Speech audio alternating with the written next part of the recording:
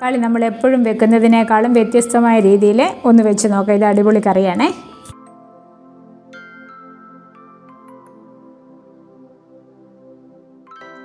അതിനായിട്ട് നമുക്ക് 2 ചെറിയ തക്കാളി എടുക്കുക, കുറച്ച് ചെറിയ ഉള്ളിയും വെളുത്തുള്ളി, ഒരു 5-4 പച്ചമുളക് അത് എരിവനുസരിച്ച്, 1/4 ടീസ്പൂൺ മഞ്ഞൾപ്പൊടി, മുളക് പൊടി 1 ടീസ്പൂണ്, പെരിഞ്ജീരകം, അതുപോലെ തന്നെ ഉപ്പ്, ആവശ്യത്തിന് ഉപ്പ്, വെള്ളം ഒഴിച്ച് നമുക്ക് കുക്കറിൽ ഒന്നിട്ട് 2 വിസിലടിക്കുന്നവരെ ഒന്ന് വേവിക്കണം.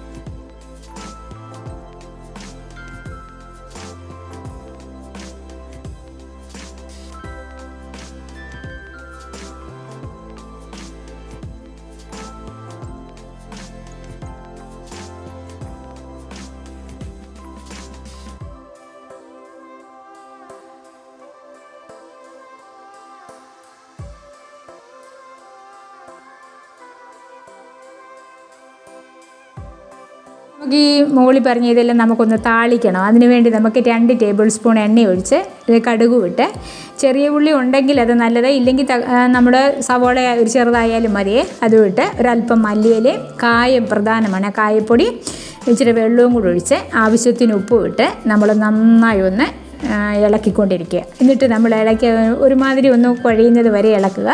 എന്നിട്ട് നമ്മൾ കുക്കറിൽ നമ്മൾ വെന്ത് വെച്ചിട്ടില്ലേ ആ തക്കാളി വെന്ത് വെച്ചത് അത് ഇതിനകത്തോട്ടിട്ട് ഒന്ന് മിക്സ് ചെയ്യുക. നന്നായിട്ടൊന്ന് എല്ലായിടത്തും അരപ്പും ഒക്കെ ചേരുന്ന പോലെ നമ്മളൊന്ന് മിക്സ് ചെയ്യണേ, ഒന്ന് ഇളക്കി വെക്കണം. എന്നിട്ട് ഒരല്പം ശർക്കര നമ്മൾ അതിനകത്തോട്ടിടുക. കാരണം എന്നാണെന്നറിയോ, നമ്മൾക്ക് ഈ തക്കാളിക്കായുടെ പുളി മാറി കിട്ടാനായിട്ടാണ് ഈ ശർക്കര ഇടുന്നത്. കൂടിപ്പോരുത്, ഒരല്പം ശർക്കര അതിനകത്തിട്ട് അതും കൂടി ഒന്ന് മിക്സ് ചെയ്യണം.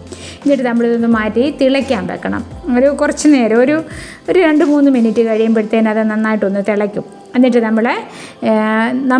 നമുക്ക് നല്ല കുറുകി വേണമെന്നൊരിയിലെ അരിമാവ് ഉണ്ടെങ്കിൽ നമ്മൾ കലക്കി ഒഴിച്ചാൽ നല്ല കുറുകി കിട്ടും. ഇനി അതില്ലെങ്കിൽ കുഴപ്പമില്ല, ഞാനിവിടെ ചേർത്തിട്ടില്ല. അരിമാവ് കൂടി ചേർക്കുവാണെങ്കിൽ കുറച്ചുകൂടെ നല്ല കുറുകി കിട്ടും. എന്നിട്ട് അത് കൊഴുപ്പ് കിട്ടാൻ നല്ലതാണ്. ഇതെല്ലാം കൂടെ വെച്ച് ഒരു 5 മിനിറ്റ് നമ്മൾ തിളയ്ക്കാൻ വെക്കണം നല്ല പോലെ.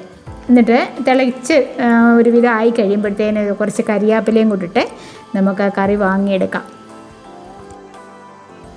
ഈ കറി നമുക്ക് ചോറിനും കൂട്ടാം, നമുക്ക് അപ്പമോ ചപ്പാത്തിക്കോ എന്തിനും നമുക്ക് ഉപയോഗിക്കാൻ പറ്റും. വളരെ ടേസ്റ്റിയാണ്. നമ്മൾ തക്കാളിക്ക് ഇങ്ങനെ ഒന്ന് വെച്ച് നോക്കുമ്പോൾ നമുക്കറിയാം എന്തുമാത്രം നല്ലതായിരുന്നു എന്ന്.